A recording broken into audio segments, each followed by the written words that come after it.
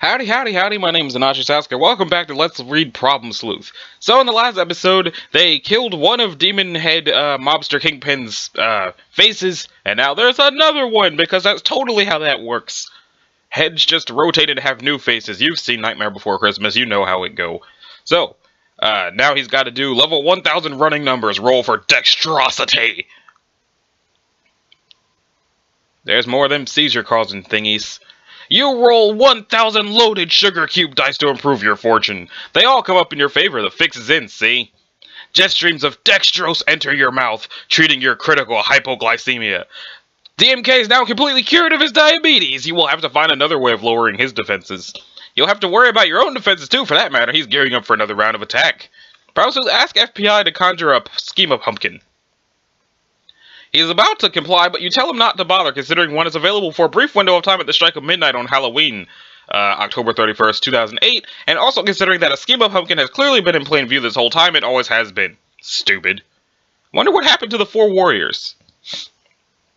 Meanwhile, on level 794 of the Tower of Syndetic Ascension,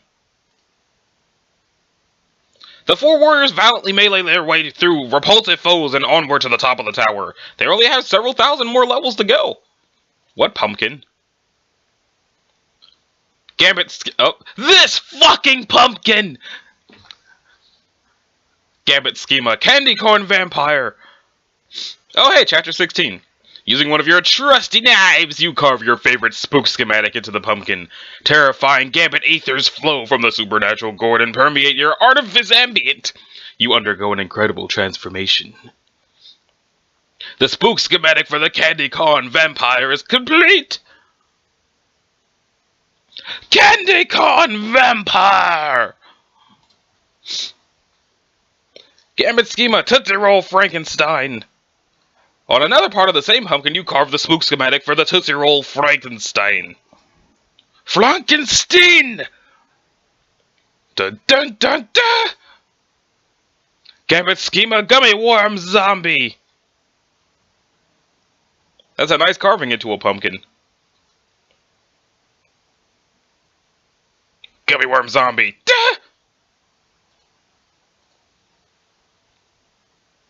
Nervous Broad, ask Highbrow to drive to gutter pipe projects. Small truck. Okay, they're going. The Highbrow takes you to the Fromagier district. Okay, through the Beanpole Alley. Unfortunately, your vehicle cannot possibly fit through the square shouldered holes on and onto the Boucher district. I don't know what that's supposed to be, because it's just a question mark block thing. You will need another form of transport. You seem to have no choice but to wait around for one. While you're waiting, the Highbrow makes an uncharacteristically impolite advance. Awkward moments ensue. Hysterical dame cover up the rest of the mural. The risque performas, not mince, has the swain and libidinous conniptions. He busies both ends of his twizzle blackened mustache. Luckily, he had the foresight to violate brothel policy and disable the booth's smoke detector, as many savvy oglers in this establishment are keen to do. The hell is that? Oh, it's a cow face. But wait, it looks like the nostrils of the bull in the mural are actually a pair of electrical outlets. Are you sure it's wise to paint over those? I don't know. Yeah, paint over those too. You zap the mural on the outlet with your stun gun! What?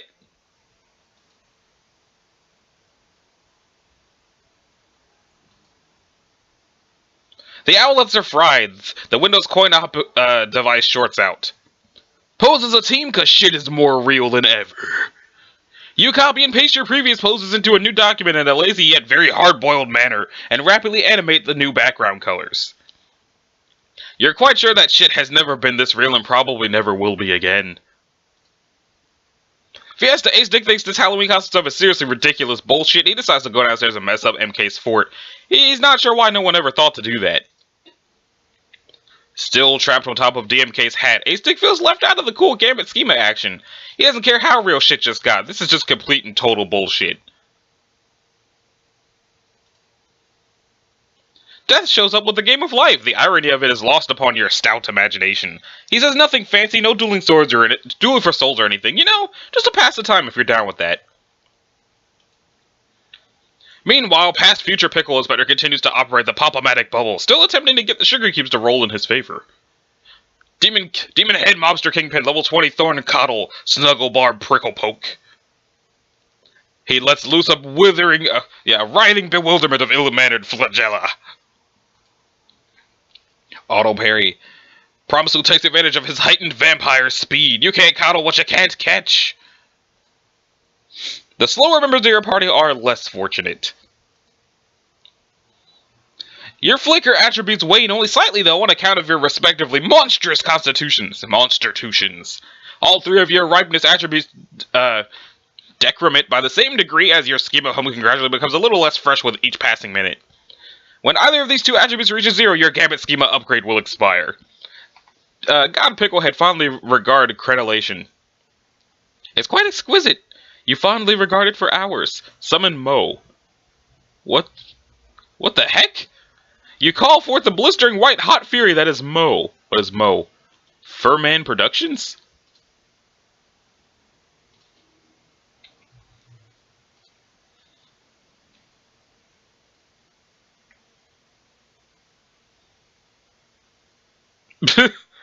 Okay then.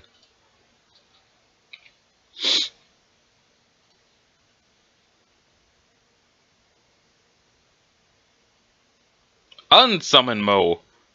You unsummon Mo. Mo will be of absolutely no use to you in this battle whatsoever. Recap, please. While Ace Dick sets up the rather complicated board game, Death clicks his ballpoint scythe and jots down a few notes in his tome of wayfaring souls. He documents the tale of 3 detectives trapped in their offices.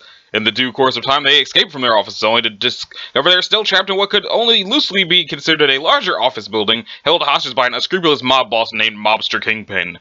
MK West is billed in just about everything: liquor, bootlegging, laundering, embezzling treasure, concealed in stone, bus, prostitution, outfits orchestrated by his madam accomplice, along with sinister urban mural rackets. Additionally, MK guards the Megaton Key, required by the sleuths to exit to the real city streets, which are in dire need of their sleuthing services. The detectives were able to escape their offices by accomplishing various feats both inside their offices and on the imaginary city streets, a realm accessible in ways twofold, through electrically powered window portals and alcohol-fueled spells of imagination from within the safety of a small fort. The detectives additionally advanced their situation by forming alliances with various kingdoms, residing on the flip side of the imaginary universe. Promisu befriended elves, Pickle Inspector befriended weasels, Ace Dick befriended hogs, and unfortunately, Mobster Kingpin made an ally as well in clowns. Each aided his ally in its struggle against his warring party and received boons for their efforts. Eventually, Promisu used his heightened diplomatic abilities to resolve all disputes among the kingdoms, thus winning him favor with the Weasel King. Through the boons of their respective efforts, the sleuths gained a mysterious form of cognizance regarding their female alter egos. P.S. Cognizant's awareness of hysterical dame, cognized nervous broad, and of course Ace Dick merely cognized himself for lack of imagination. These ladies were revealed to be trapped in a dollhouse in MK's office, a room which he himself was proven to be trapped in as well, only freeing himself upon receiving his boon from the clowns. The females had to overcome their prison as well as their diminutive sizes by accomplishing various feats within their rooms, utilizing size-altering portals to and from the imaginary universe involving a music box, a storefront, a mirror, a manhole, and a jacuzzi. Meanwhile, the sleuths engage in a battle with various demons in the imaginary universe, gradually increasing their skill levels and adding to their repertoires of battle techniques and combat operandi. At one point, Ace Dick brewed a batch of candy corn liquor. The resulting explosion from the volatile concoction was ultimately what freed them from their offices. For him, by blowing a hole in his front wall. For PS, by triggering an event which caused an oboe to be dislodged from the back doors.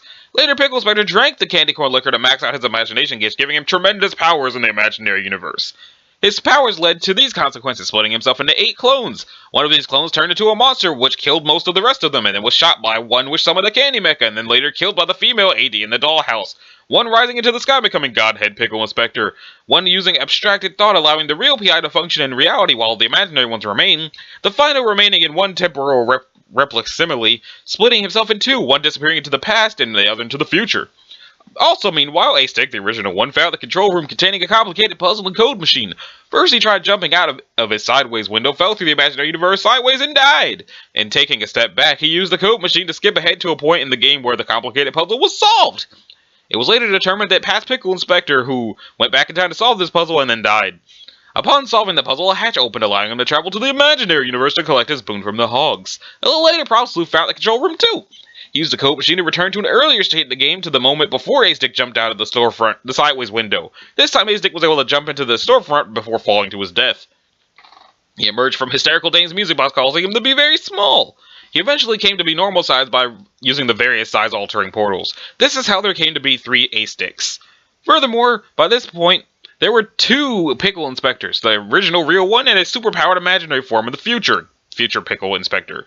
After Sleuth used the code machine to create a 3rd Ace-Dick, he then jumped through the upside-down window with the parachute to fall through the sky in the imaginary universe, past the sleazy brothel in the sky, landing in the Weasel King's palace. This is how he came to be charged with diplomatically resolving tensions among the 4 kingdoms. However, he was only successful upon looking up a cheat code on GameFAQs and printing it out. The printout was generated in the alchemy room, which P.I. then took and used with the code machine to skip ahead to a successful political negotiation. As a boon, he received a great deal of ammunition, elf tears, weasel snot, hog slop, pie filling, and the loyalty of the Weasel King, and was returned to reality. He then collaborated with the other Ace-Dicks to fit the skulls of the sleuths previously slain into the slots to unlock the double doors. This is a lot of recapping. In the alchemy room, P.I. also printed out a recipe for 5-alarm hot sauce, which involved chipotle pepper, a rare item which proved to be beneath Ace-Dick's hat. One of the Ace-Dicks prepared the concoction in the hot sauce still and waited for it to mature. Upon freeing themselves from the dollhouse, Hid, Nib, and female Ace-Dick encountered Mick, who had just returned to his office. This sparked a fierce battle, whereby the heroines dealt damage to MK by raising his blood sugar and using powerful attacks such as their charm break and murder flux techniques. Power for these attacks was supplied when damage was taken by their counterparts. In the meantime, Sleuth and the other Ace-Dicks were climbing the levels to MK's office, fighting monsters along the way. Damage they took fueled the females' attacks and vice versa. Nib's murder flux was maxed out when P.I. was fooling around with the windows in the control room. He dropped one window from its own corresponding window portal in spite of warnings from the honeybee professor. The reaction triggered a massive explosion, killing P.I. and the professor. P.I. met with death for tea. Professor pollinated the floral fractal-based afterlife, while GPI fondly regarded it. After her attack, MK pushed NB through his office window. She fell through the sky in a nervous manner for some time until Fipi appeared from the past and caught her. In the course of the battle with Mick, Ad was killed in a suicide maneuver. He met P.I. and Death in the afterlife. Together, they eventually bested Death in a series of Sudoku-based challenges to return to life. Pickle Spectre would bring a tear to Death's eye by completing the labyrinthine Sudocube Comprehensile. The earlier window explosion was caused by P.I. was so massive it caused a citywide blackout in the imaginary universe. The darkness triggered the release of the terrible demon called Flutulu, the final adversary who faced at the top of the tower, which physically corresponded with the imaginary tower of synthetic ascension connecting both sides of the universe. Flutulu would climb that tower and emerge through the Death Star window. P.I. would easily kill Flutulu with its trusty dives attack. On the way up, one of the Ace-Dicks was attacked by a zombie hired muscle who would later prove to be a hero and became Zombie Ace-Dick. Zad snuck by Flutulu to discover the giant Bowen Stilson dog bust blocking MK's office door. Meanwhile, Hid killed Mick with Kiss of Death. However, Mick snuck out of the afterlife while Death was distracted by Pie and Ad. Mick revived himself with an insulin shot and knocked HD out cold. He then built a fort out of his desk, drank some liquor, and retreated into the imaginary universe. Once the 5-alarm hot sauce was finished, the explosion destroyed the Bowen Stilson dog, allowing P. Sleuth into MK's office to find MK in his fort. The other Ace-Dick drank the 5-alarm hot sauce and became a very strong Fiesta Ace-Dick. Andale. When Fad inverted the universe by flipping a window, this allowed Mick to descend into demonhood and to become Demon Head Mobster Kingpin, Mick's final form. Piss, Fad, and Zad went through the office and upstairs to the deck of Mick's imaginary pirate ship, the Chicago Overcoat. Fad had to destroy / dislodge a series of busts along the way, including a Snoop bus, which he tragically sent into the sky, never to be seen again. Piss flipped the ship's steering wheel to invert the universe again to begin waging battle. Pie and Ad, having bested Death, returned to the ships. Fipi conjured candy armor for the party, which was quickly negated by Demon Head Mobster Kingpin's powerful attacks. The Fondles. The Sleuth party countered with a series of their own attacks, raising his blood sugar and dealing damage by summoning the Weasel King, conjuring a Jawbreaker Skylight Bomb, and invoking a Comb Rave to execute a ridiculously powerful triple shuffle. Dimk's first phase was defeated, only to reveal a second phase with 2 fully revived health meters. To counter this, they invoked their Gambit schemas to enhance their offensive and defensive attributes. Meanwhile, Hood and Nib find themselves trapped in the sleazy brothel of the sky, where they pursue a mission to beat Madame Mural, MK's female counterpart and brothel matron, and plug in a giant fan for some reason. Also, Demon Head Monster Kingpin's weak spot was exposed. AD foolishly got on top of DMK's hat, the AD who was at one point the female AD, but now ironically functions as the normal one. Death met him on top of the hat and then challenged him to a friendly game of life, which brings to the present moment. It's all so simple, you wonder why you even bothered to ask. Well, that took like 5 minutes. Okay, go through the window, hysterical dame. You exit the rear cabin of the cheese truck, which is parked somewhere in the Besher district. Swain, go through the window. You enter the rear cabin of the cheese truck and go through the driver's hatch. Hysterical dame joins you. Where to, my good lady? To the Fromagère district. Okay. You back through the square shouldered holes in reverse. It appears to the driver for another local distributor is waiting for you. Loosen corset and plug load into cheese truck. You're going to need a stouter build to lift the plug. The highbrow is about to invite you to a box social, but it's somewhat derailed by your transformation. The flesher highbrow loses purchase of his monocle.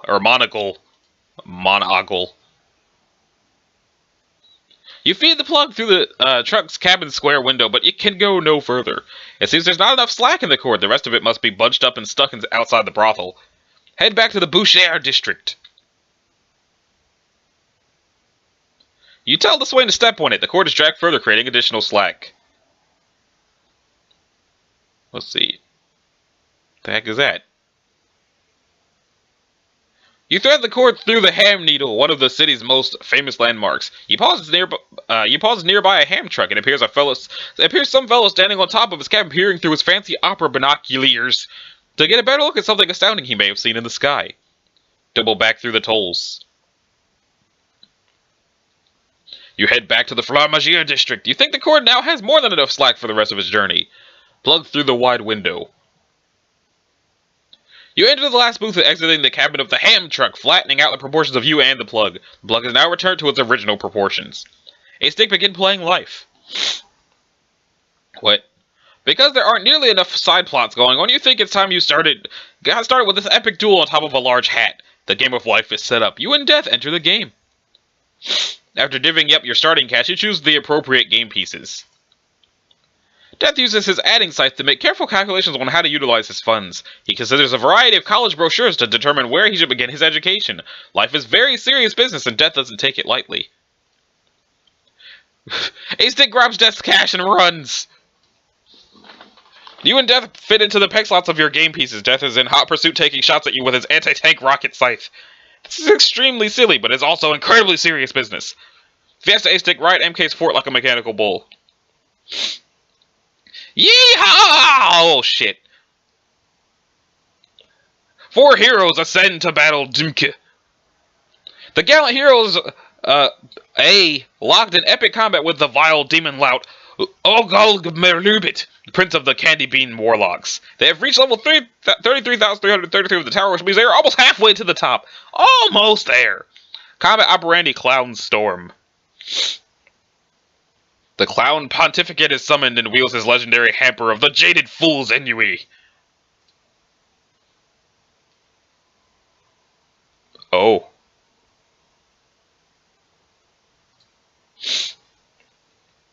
Too many clowns. In spite of your tremendous vampire speed, you simply cannot avoid the savage volley of floppy shoes. All 3 flicker attributes have been dampened. Ripeness depletes steadily regardless. Zombie Instinct clean the mess up. Zombie Instinct takes care of all the torsos. He takes time to savor the sumptuous clown meat. Why does that have its own link? Why does that have its own link?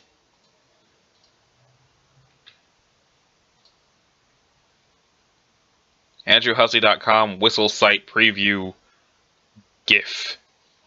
Let's find out what this is. If it ever wants to load. Maybe it doesn't exist anymore because it's been like 9 years since this came out. So that GIF might not even be a thing anymore. Yep. Well, I tried. Past Future Pickle Inspector, cheating game of trouble. After about 7 hours horsing around with the loathsome Pop-O-Matic bubble, you are no closer to landing a favorable roll with these stupid sugar cubes. You look around to make absolutely certain Death is still away from the table. You advance one of your pegs by 1 slot. You are overwhelmed by feelings of guilt. You mature a new guilt tax, shame of 1,000 bedwetting children. You put the piece back. Hasting, take the money to the racetrack and bet on ponies. You make a few sharp turns to ditch death. You head straight for the tracks, ready to pony up the dough and put yourself on easy street for life. You speed through an intersection and run over a pedestrian. You cradle her in your arms. She is slipping away from you. You beseech Godhead Pickle Inspector for mercy, pleading that he spare this beautiful woman from such a cruel fate. A voice nearby reminds you that you are pleading with the wrong entity. You desperately bargain with that, challenging him to any game you can think of for the fair damsel's life. Clue, Connect 4, Uno, Battleship, Sudoku. Well, okay, not Sudoku. But how about snakes and ladders? That's fun. Or how about Hungry Hippos? God, you love Hungry Hippos. Death vanishes from the game. He has either been moved by your plea or has more important business to attend to elsewhere. The woman's life is spared. You were so happy. Punch woman in the snout to establish superiority.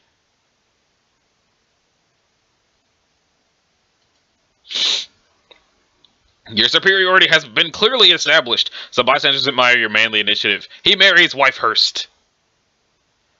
DMK's emotional level rises due to the poignant, tear-jerking moment taking place on top of his hat. In his emotional state, he is vulnerable to physical attacks. Combat operandi Armistice. You expend the required units of Hog Slop Pie, filling in a single elf tier to invoke the mysterious command. You summon Death from his macabre realm, or wherever the hell he was when you called him away. You strike a diplomatic bargain with Death and receive a boon. You have acquired Death Scythe. Aggress.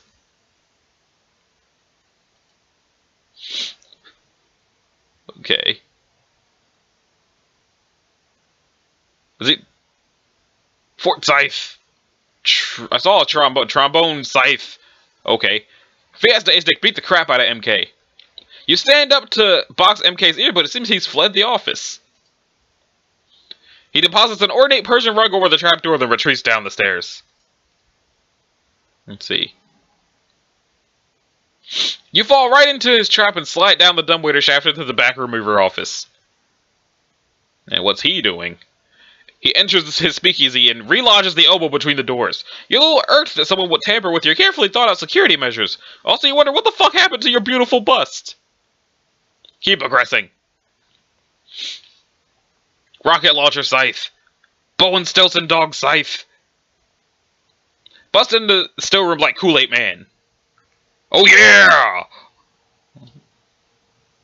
You feel a most unwelcome rumbling beneath your feet. Fiesta Ace-Dick break down the door using awesome Latin strength. You easily snap the thin, brutal instrument in half. You wonder what sort of moron thought it would serve as an effective obstruction in the first place. The little bit commotion proves to be the oboe that broke the camel's back. The floor caves beneath you. Oh no, is he gonna drink the stuff? While Fiesta Ace-Dick examines the hole, you sneak back up the stairs. You push him into the hole. Exit the speakeasy. Godhead Pickle Inspector, do something useful! Attack or something! I'm sorry, but Godhead Pickle Inspector can only finally regard his creation. The illusory world of form is not to be interfered with, and the divine dance within is to be revered silently through his omniscient goggle. A goggle. Ugh, cripes, in this form, DK regenerates very quickly. Your attacks are having a hard time keeping up with his restorative ability. Aggress faster! Was that it? Okay. House Scythe, Labyrinthine, Sudoku Scythe, Book Scythe, Bandits, T-Rex Scythe. Check on status of honey production. Pang nectar has been raining down steadily with every attack. Eager bees have been collecting it and applying it towards new impetus combs. It looks like 3 new combs are nearing completion. Pickle Spider, stop standing around like an idiot and do something! You think it's finally time you put your Gambit Scheme's monstrous strength to use. Maybe if you throw a heavy object at him? Yes, that huge anchor over there ought to do nicely. You start making your way over there, but due to your ridiculous Frankenstein slowness, you can only move several inches per minute. This could take a while. Zombie Ace-Dick, stop standing around like an idiot and do something! Zombie Ace-Dick is borderline retarded and can't do anything other than bite things and absorb preposterous amounts of damage. At the moment, he manages to be doing both at the same time. Nervous Broad, get into the ham truck and drive through the underpass. The churlish Toff loses his footing. His binoculars are sadly crushed under the tire of the ham truck. It looks like he cursed. Okay, now what's happening? You drive through the jack squat underpass with the plug in tow. Feed the plug through the gutter pipe projector. You widen the aperture of the valve and dump the plug through. You jump in after it. It looks like the hysterical dame is caught up with you, followed by her smitten suitor. They both jump through the pipe too. The extra slack from the core's plug is tightened around the eye of the ham needle.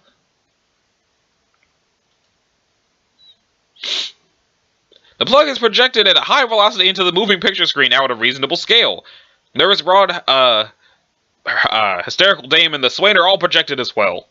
Loosened scale bodice. Holy crap. You loosen the drawstrings on your bodice to normalize your scale, but you overdo it a little. The swain gets an ungenerally eyeful with his personal gawkular lens. His twitchy twizzle finger begins to twitch. Mobster Kingpin has exited the speakeasy, which apparently was the back room for a legitimate establishment operating as a front for his bootlegging outfit. There is just enough quality wares for purchasing to be convincing to any nosy flatfoot doffing his cap in your direction. Exit the legitimate establishment. Wow. You exit the shop to the south side of Whore Island. This is where all the playboys and tomcats dressed to the nines in their swankiest rags for a midnight hootenanny. The back door to the brothel is nearby, the entrance of choice for any discreet gentleman. From this vantage, you can see the clock tower of Cart is in alignment. It is directly behind the Cathedral of Senetic Ascension, its face in the precise alignment with the cathedral's eye. It approaches the strike of midnight. Fiesta Ace-Dick pursue MK. You barge out of the establishment's door, but he's nowhere to be found. It seems he swapped hats with one of the gentlemen to throw you off the trail. Ace-Dick advance in life. Life is good! You made a killing on the bangtails at the track and rolled it your earnings into a lucrative empire of casinos, loan sharking, gin milling, and rum running, which is sort of silly because the game of life does not take place in the Prohibition era, but more of a generic modern suburban setting where alcohol is perfectly legal. Still, you stick with what you know. And to make your perfect life complete, your beautiful wife has now given birth to Sunhurst. You nudge him affectionately in the snout to establish paternity. Heroes advance in Cathedral. The party has reached level 66665, one removed from the final floor. They are locked in a struggle with the foul giant, Garngut Blister-shod damned sentry of the pot-bellied exiles. He has stomped the valiant weasel warrior to death. The hog cleric swivels his crook of fealty and casts a spell of porcine intervention. The weasel warrior flips the fuck out back to life. The clown bard blisters an incendiary lute solo in a fit of joy. Throbbus with final aggression. That's a lot of different kinds of scythes. Teaspoon scythe.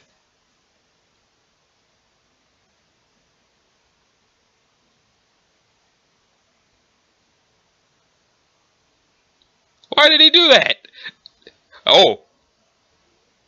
A-bomb scythe. The second health meter has been knocked off completely. He can no longer use it to regenerate. Death mourn the loss of scythe. The loss of his beloved weapon has caused him to shed another tear of black liquid sorrow. Zombie Ace-Dick push PI towards Anchor to hurry him along. Sorry, some things just can't be rushed. Manhandle one of the gentlemen, Fiesta Ace-Dick. You grab a suspicious-looking gentleman by the collar and rough him up a bit. Wait, that's not Mobster Kingpin. You take his head anyway because you lost yours somehow. You don't even remember what happened to it. The giant dame above kindly points out MK from the lineup.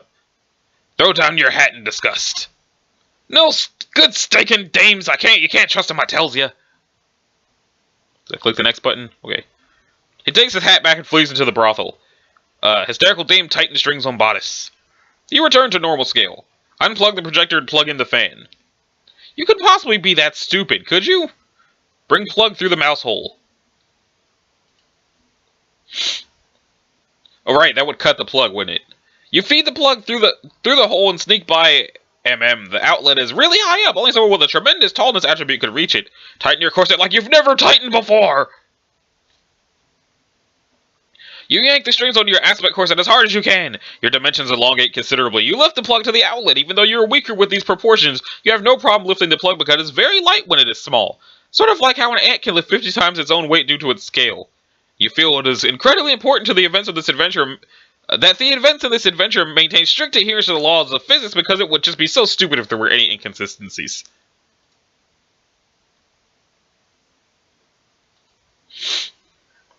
The extended valve punctures the hull of one of MK's shady bus smuggling ships. Plug-in fan.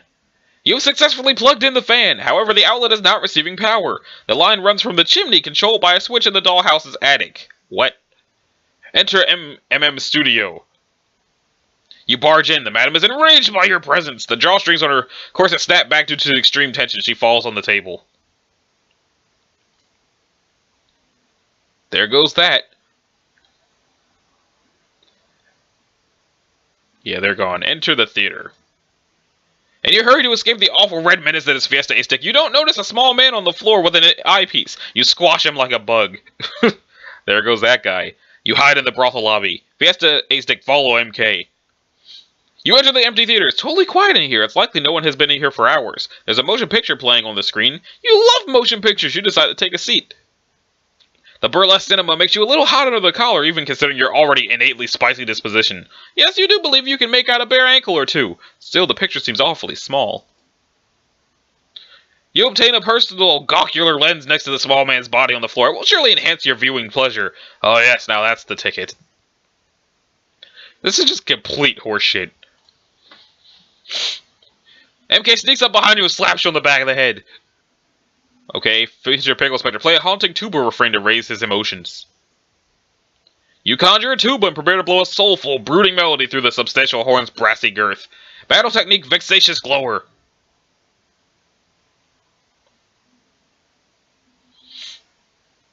You just can't do it. He's directing one of his horrible, vexatious glowers at you. It's very distracting. Combat operandi, temporal replic simile.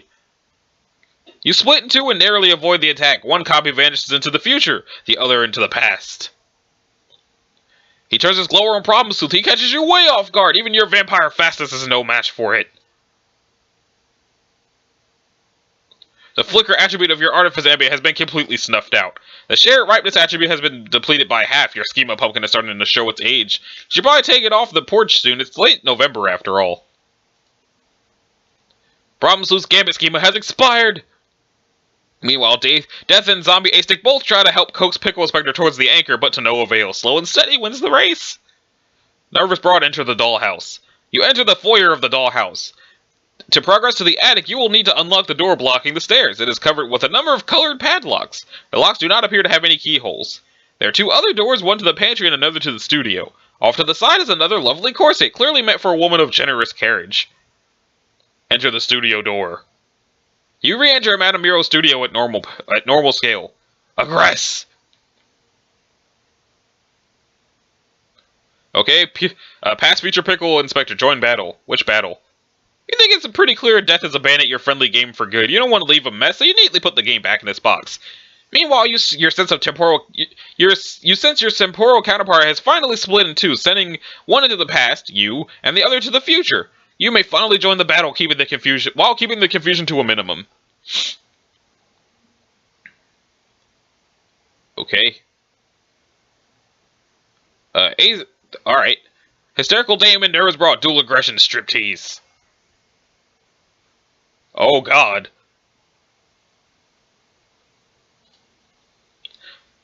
The pair of burly men grapple through the studio in a rough and tumble manner. The ladies stand aside in awe of the manly display. Why, it appears the small injured man has managed to crawl through the mouse hole to get a gander at the action as well. The Swain makes a valiant play for his eyepiece, which in no way, shape, or form could possibly be used in conjunction with a sniper rifle, and possibly could serve as one of numerous red herrings to this effect. Problem Sleuth, Zombie, A-Stick, and Death move anchor towards Pickle Inspector. Your combined strength is enough to nudge the anchor a little bit to his way. Almost there! Yes! Your Frankenstein strongness is more than enough for this task. Check out the combs again. Let's see. Suckle Amphora. One of the impetus combs is complete. There are two more on its heels that will also be finished very soon. The completed comb is fitted into the Tecton hive. The lazy Susan of Endowment is spun to the position of Pickle Spectre, Suckle Amphora beneath the hive. MK and Fiesta A-Stick take brawl into Dollhouse Pantry. You both enter the pantry. It's quite cozy and domestic, and a man can make himself real comfortable in here. There appears to be a lazy Susan on the table. Heroes reach final level. You've ascended to level 6666 at long last. There's a huge portal opposite to the one linking to the new, now defunct Death Star window. The view seems to be out of focus. There are two cranks, one on the ceiling and one on the floor ceiling and another on the ceiling floor. Turn the crank. The clock tower of Cardigan alignment comes into focus. Still, it's very far away and difficult to read. You wonder if there's any way to zoom in on it. Comb Rave anchors away. You prepare to fill your succulent four to fuel your devastating anchor attack. Oh my god, this is gonna be so awesome! MK smashed the succulent four over Fiesta 8-Stick's head. With little regard for dollhouse property, you shatter the small, delicate glass vessel of your adversary's thick cranium. Look at this mess. Replace M4 with a new receptacle. The suckle chalice. You find a striking suckle chalice in one of the cabinets. It is promptly filled with jocose honey tapped from the fourth comb. Comb ray fill them with daylight. Oh jeez. DMK powers up for a ridiculously deadly attack. You better figure out a way to get as far away from him as possible. I don't care what sort of defensive Aegis or ambient you've got. If you're within the blast radius of this one, it will kill you all. Throw the anchor overboard. You drop the anchor. Now that you think about it, you wonder why you thought you needed to use a comb ray just to throw a silly old anchor. The anchor latches onto the base of the Cathedral of Synthetic Ascension. The tension of the rope causes the Chicago overcoat to veer off course outside the reach of the attack. You sling 180 degrees around the cathedral to the other side, exposing a view of the clock tower of Cartesian alignment. Something seems to be happening. Sleuth mans the wheel for no very good reason, since it doesn't actually serve any purpose in steering the ship. Still, maintaining appearance of a command over a vessel is good for morale. From the wheel's portal, you can see your own ship swing into view, passing in front of the cathedral's central eye. You begin to contemplate the vantage of the wheel's corresponding portal. I wonder if Chapter 17 has happened yet. I have no idea. Madam, whatever, flee into the dollhouse and wear the corset. She hardly took any damage from the previous skirmish. It seems she's a rather resilient old battle axe. You're going to have to resort to something with a little more bite. But she's not about to keep brawling without her corset. Someone has stolen your corset, son of a bitch! Hysterical dame, loosen scale bodies ascend to attic. You consider increasing your size to break through the floors and rise directly to the attic, but you reconsider, as it would likely destroy the dollhouse completely and disable the fan's power source altogether. That would be a very bad idea. Madam, whatever her name was, aggress. While you were daydreaming about such things, she dips her skeleton brush into the palette paints. She applies a variety of colors to the brush. She lashes with her skeleton flail. No sultry artisan dominatrix will be called dead without one. Auto parry! She completes a successful auto parry aspect dodge. Fill him with daylight already! Okay, I guess chapter 17 happened already. Now it's chapter 18. His attack has ripped the universe in half. Well, if ever there was a good stopping point, it's that happening. So, what episode is this? This is episode 8. So, this has been episode 8 of Let's Read Problem Sleuth, and the next episode we'll see what goes on from chapter 18 onwards. We might actually finish Problem Sleuth in episode 9. I don't know. So, this has been Anach's Landscape. Thanks for watching. If you liked it, a like and a subscribe would be groovy. If you didn't, you don't need to do either one of those things. So, I will see y'all in the next one. Later.